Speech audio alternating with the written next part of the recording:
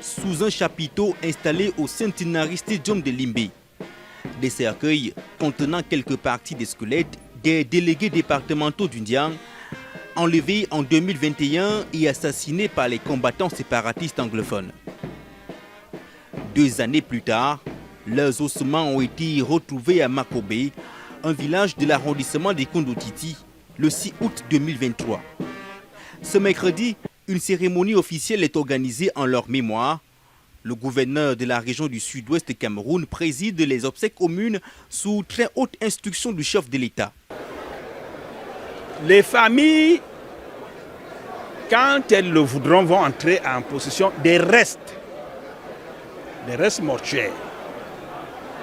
Ces restes ont déjà été identifiés, dûment identifiés par les services médicaux. Et d'autres vérifications pourraient se poursuivre à la demande de la famille. Même si elles ne sont pas sûres que les ossements appartiennent effectivement à leurs proches, les familles éplorées devront inhumer ces restes selon les us et coutumes de leur tradition. Sur les 5 squelettes incomplets, 3 ont pu être identifiés.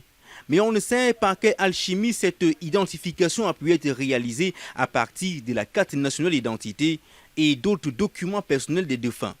As the government is telling us, they identified him. He had his ID card on him and his dresses. So through those things, they identified him, especially the skull. Yes, so I've identified mine. I'm going home with mine. So you're going home with the complete body? No, I'm going home with part of the body, not complete. Yes, because part of the remains were mixed, the bones were mixed up.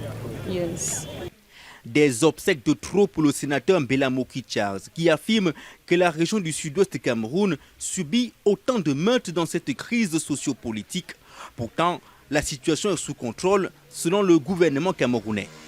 Vous avez le chef, le sous-préfet qui était tué et son tête était coupée à Batibo. Vous avez le chef supérieur de Kondotiti et Soweto, les enfants de l'école à Kondotiti, le maire, le sous-préfet de Kondotiti. Vous avez les enfants de Kumba, le président de l'église à Kendem, à Manfé et le chef traditionnel dans le département de Fako. Est-ce qu'on peut continuer chaque jour? On dit que la situation est sous contrôle. On ne peut pas continuer encore. Hein? Ces ossements humains ont été retrouvés après les révélations d'un ex-combattant séparatiste anglophone qui s'est repenti et est actuellement dans un centre de désarmement, de démobilisation et de réinsertion construit dans la ville de Buea.